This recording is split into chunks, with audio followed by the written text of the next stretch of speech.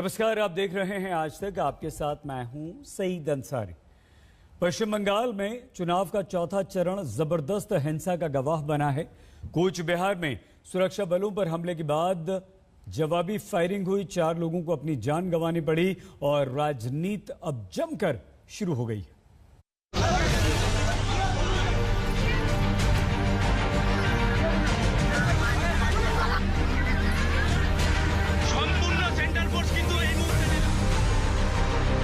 आधा सफर पूरा होते होते चुनावी रंजिश ऐसी परवान चढ़ी कि जिंदगियां सुहा होने लगी।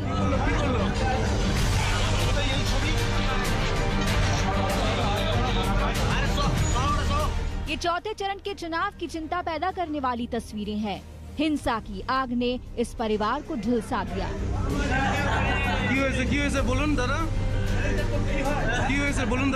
कूच बिहार के इस इलाके में लोकतंत्र की आत्मा लहूलुहान हुई है।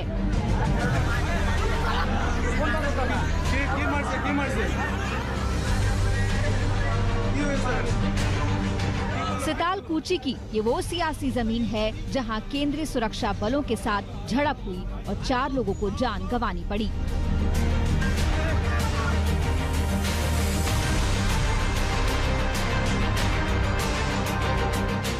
बताया जा रहा है हालात तब बिगड़ने शुरू हुए जब क्विक रिस्पांस टीम पर कुछ लोगों ने हमला किया। भीड़ के हमले के बाद केंद्रीय बलों को जवाबी फायरिंग करनी पड़ी और उसी फायरिंग में 4 लोगों ने दम तोड़ दिया। सीआईएसएफ ने कोई मारा पीटा कुछ ऐसे कुछ र्यूमर फैल गया था। वो गांव से आके 300-350 आदमी उसके ऊपर अटैक किए थे। बहुत सारा हैंडमेड जो वेपन्स होते हैं जो महिलाएं यूज करते हैं उसके द्वारा अटैक हुआ था। राइफल छीनने का कोशिश किया गया। बहुत सारा घटना हुआ। पूरा जो पार्टी था उसके साथ जो सिक्योरिटी पर्सनल सीआईएसएफ का था, एक साथ मिलके उसके साथ बहुत ज्यादा स्कफलिंग, मारामारी, झमेला ये सब चल रहा था। उस टाइम उसका जब राइफल छीनने का कोशिश किया और बूथ में के अंदर में घुसने का कोशिश किया, तब ये घटना घटा और सीआईएसएफ फायरिंग चालू किया। केंद्रीय बलों के मुताबिक हालात बेकाबू होने के बाद फायरिंग की नौबत आ गई, जबकि 4 लोगों की मौत पर सियासत ने एक बार फिर अपने लिए गुंजाइश तलाश ली। ममता बनर्जी ने ट्वीट किया, सीधे सीधे गृह मंत्री अमित शाह को निशाने पर लिया। हम कहते रहे हैं कि गृह मंत्री केंद्रीय बलों को प्रभावित करने में लगे हैं। हमारा डर सच साबित हुआ। आज उन्होंने 4 लोगों की हत्या कर दी। कूच बिहार की घटना पर पीएम मोदी की भी प्रतिक्रिया आई। पीएम मोदी ने कहा कि हार तय जानकर टीएमसी के गुंडे बौखला गए हैं। আমি বারবার বলে আসছি সিআরপিএফ আমার শত্রু নয়, কিন্তু হোম মিনিস্টারের কথায় যে চক্রান্ত চলছে আজকে প্রমাণ হয়ে গেছে যে আজকে 4 জনকে গুলি করে মেরে দিয়েছে সিআরপিএফ, যারা লাইনে দাঁড়িয়ে ছিল ভোটাররা। এত উদ্ধত্ত হয় কোথা থেকে, এত অত্যাচার আসে কোথা থেকে? বিজেপি জানে বিজেপি হেরে গেছে এবং হেরে গেছে বলে এখন ভোটারদের গুলি করে মারছে, কর্মীদের গুলি করে মারছে, লজ্জাও করে না। कुछ बिहार में जो हुआ है वो बहुत ही दुखद है। जिन लोगों की मृत्यु हुई है मैं उनके निधन पर दुख जताता हूं। मेरी संवेदना उनके परिवार के साथ है। बीजेपी के पक्ष में जन समर्थन देखकर दीदी और उनके गुंडों में बौखलाहट हो रही है। चौथे दौर के चुनाव में हिंसा का पूरा बोलबाला दिख रहा है। हावड़ा में मतदान से पहले बम फेंककर मतदाताओं को खौफ में डालने की कोशिश की गई। बीरभूम में सामुदायिक भवन में बम मिला, जिसे बाद में डिफ्यूज किया गया। ये तमाम तस्वीरें बता रही हैं कि बंगाल में चुनावी रंजिश कैसे दायरे पार कर रही है। सत्ता की लड़ाई तो सियासी दलों के बीच है, लेकिन शिकार आम लोग बन रहे हैं। कूच बिहार से रोहित सिंह के साथ आज तक ब्यूरो। चौथे चरण में हिंसा ने कई सारे सवाल भी खड़े कर दिए हैं। हमारी संवाददाता श्वेता सिंह बता रही हैं वहां की स्थिति।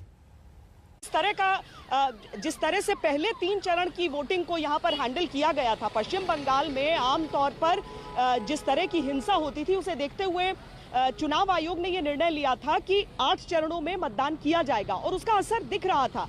लेकिन आज की यह घटना बहुत ज्यादा दुर्भाग्यपूर्ण है और लोग जो हैं वो आजिज आ चुके होते हैं इन चीजों से कि इस तरह से घटनाएं नहीं होना। हर व्यक्ति चाहता है कि बेखौफ होकर वो जाकर पोलिंग बूथ पर मतदान कर सके, लेकिन अगर वहां पर इस तरह की घटनाएं होती हैं तो अव्वल तो अभी ये भी देखना होगा कि क्या चुनाव आयोग की तरफ से इसमें और क्या आगे किया जाता है। लेकिन जाने गई हैं और इसीलिए प्रधानमंत्री भी जब यहाँ पर आए और उन्होंने रैली को संबोधित किया तो उसमें उन्होंने इस बात को लेकर अपनी संवेदना, अपने दुख को, अपने शोक को जताया है, क्योंकि वो भी जानते हैं कि पश्चिम बंगाल की जनता ये समझ चुकी है कि बहुत हो चुका। उन्हें इस तरह से चुनाव में आकर अपनी मर्जी के हिसाब से बिना किसी दबाव, बिना किसी हिंसा के वोट देने का दिल है, चाहे वो किसी भी पार्टी को चुने। ये उनका अपना अधिकार, उनकी अपनी सोच होनी चाहिए और इसीलिए प्रधानमंत्री ने भी इस चीज का जिक्र किया।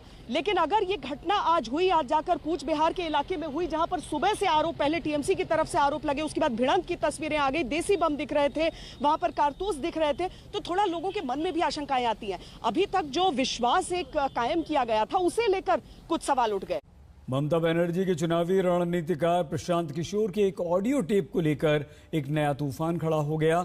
बीजेपी के अमित मालवीय ने प्रशांत किशोर के इस ऑडियो टेप को जारी किया। प्रशांत किशोर कुछ पत्रकारों के साथ ऑनलाइन चैट कर रहे हैं और ये कह रहे हैं कि पश्चिम बंगाल में मोदी जबरदस्त लोकप्रिय हैं, बीजेपी को मतवा समुदाय के वोट मिल रहे हैं और टीएमसी को सत्ता विरोधी लहर का सामना करना पड़ रहा है।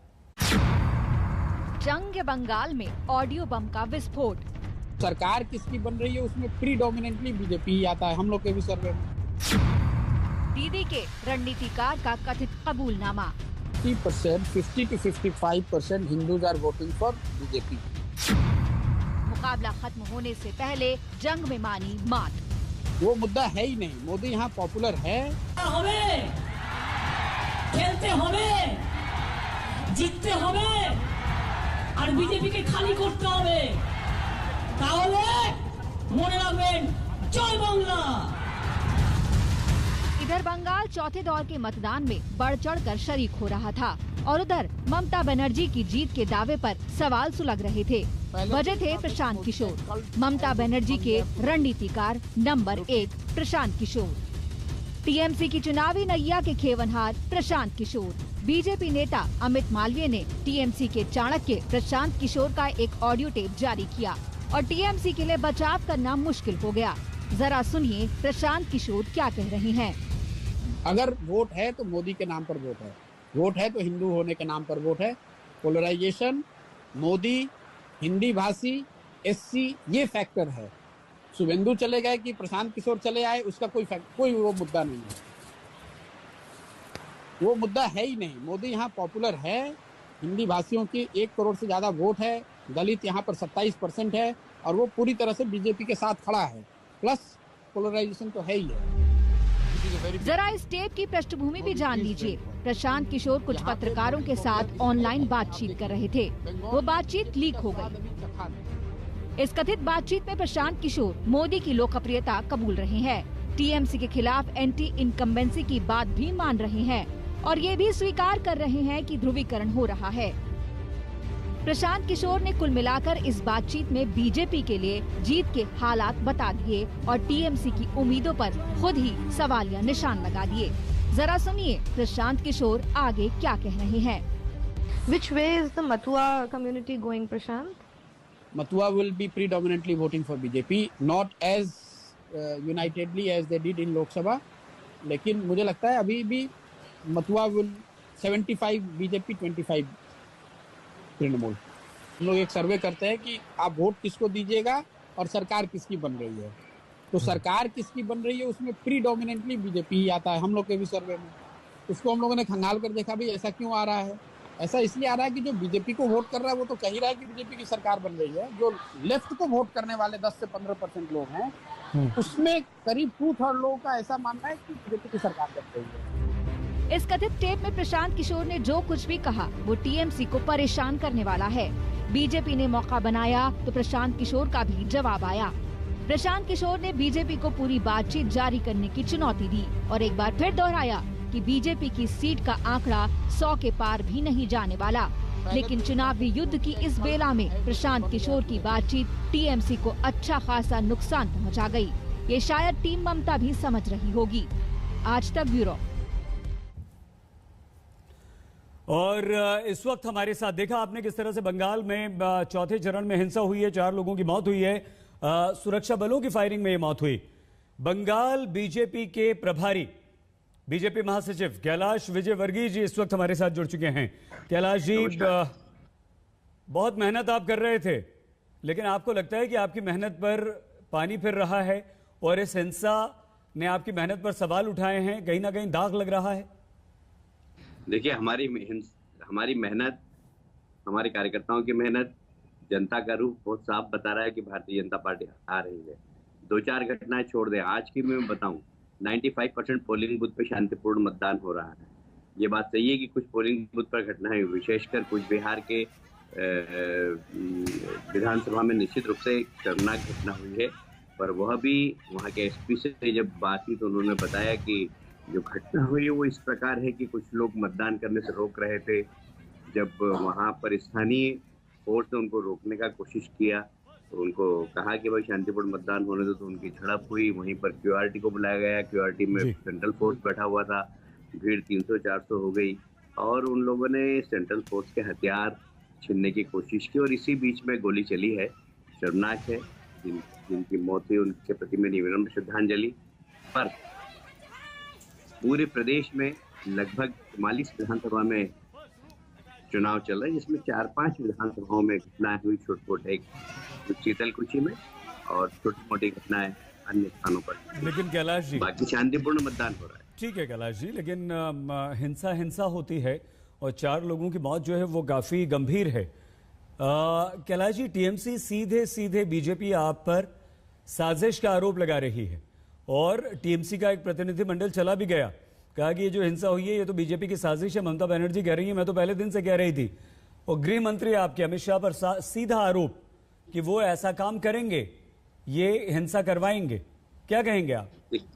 ममता जी के भाषण का वीडियो में सईद भाई आपको भेजना चाहता हूं, यदि आप देखना चाहे तो। ममता जी ने अपने भाषण में कहा है कि सीआरपीएफ को भगाओ, सीआरपीएफ का सामना करो, डरने की जरूरत नहीं है। मतलब प्रदेश का मुख्यमंत्री यदि केंद्रीय फोर्स के खिलाफ बयान दे, लोगों को भड़काए, क्या यह उचित है? और दुर्भाग्य से पश्चिम बंगाल के मुख्यमंत्री ने एक गैर जवाबदारपूर्ण काम किया और ये परिणाम यदि आया है तो इसी कारण से आया कि टीएमसी के लोगों ने वहां पर गुंडागिर्दी करने की कोशिश की, सेंट्रल फोर्स के ऊपर हमला किया। फोर्स यदि आत्मसुरक्षा के लिए गोली चलाती है तो इस प्रकार की घटना होती है। मैं इस घटना की कोई तारीफ नहीं करता, मैं इस घटना के समर्थन में नहीं हूँ, घटना निंदनीय है, पर इस प्रकार का नेतृत्व होगा तो ऐसी घटना एक ही हुई है, और भी हो सकती है, ऐसा मेरा कहना है। और इसलिए इस घटना के लिए अगर कोई जिम्मेदार है तो ममता जी खुद जिम्मेदार है, जो गुंडों के माध्यम से चुनाव जीतना चाहती है और गुंडों को इस प्रकार भड़काने का काम करती है। मैं समझता हूँ ये बहुत शर्मनाक बात है। नहीं, लेकिन कैलाश जी, जो सुरक्षा बलों की तरफ से जो बयान आया है उसमें कहा गया कि हमने तो हवाई फायरिंग की और जो तस्वीरें आ रही हैं वो भी हवाई फायरिंग की हैं। तो अगर हवाई फायरिंग की तो फिर गोली कैसे लग गई? ये एक साजिश की तरफ इशारा करता है। ये सब पोस्टमार्टम रिपोर्ट और जांच का विषय है, क्योंकि शीतलकुची जो इलाका है वो बांग्लादेश की सीमा के पास है, वहाँ पर बहुत स्मगलिंग होती है। मैं जब पिछली बार वहाँ पर सभा करने गया था लोकसभा की, तो वहाँ मुझे सभा नहीं करने दी गई थी। वहाँ पूरी विधानसभा के अंदर कोई माइक देने को तैयार नहीं, वहाँ कोई दरी बिछाने को तैयार नहीं। मैं अपने साथ जो गाड़ी गई थी उस माइक से मैंने भाषण दिया और जब मैं भाषण दे रहा था तो मेरे साथ 5 लोग खड़े थे बस, बाकी दूर 1000 लोग खड़े हुए थे। वो पास में नहीं आए, भारतीय जनता पार्टी के पास चले जाएंगे तो हो सकता है कि यहाँ के स्थानीय नेता पिटाई कर दें, क्योंकि वो बहुत खराब लोगों, मतलब गलत असामाजिक तत्वों का अड्डा है। शीतलकुची और शीतई दो ऐसी विधानसभा है वहाँ पर, बांग्लादेश की सीमा पर, और वहाँ पर बहुत ज्यादा इस प्रकार की हिंसक घटनाएं होती है। एशिया की सबसे सस्ती सुपारी यदि कहिए तो वहाँ पर 10,000 रुपए के अंदर लोग मर्डर कर देते हैं। ये वहाँ की स्थिति है। तो बम गोली जलना ये वहाँ की बहुत आम बात है। सेंट्रल फोर्स ने अगर गोली नहीं चलाई है तो वहाँ पे जांच का विषय है कि वहाँ के गुंडों ने ये सेंट्रल फोर्स को बदनाम करने के लिए गोली चला सकते हैं। ठीक है कैलाश जी, और बात आपसे करना चाहते थे लेकिन समय की थोड़ी सी कमी है। हम उम्मीद करते हैं, आशा करते हैं कि आने वाले चरणों में इस तरह हिंसा की घटनाएं ना हो, लोगों की मौत ना हो, शांतिपूर्ण मतदान हो। बहुत धन्यवाद कैलाश विजयवर्गीय जी आज तक के साथ जुड़ने के लिए और हमसे बातचीत करने के लिए। बहुत छोटा सा ब्रेक, आप देखते रहिए आज तक।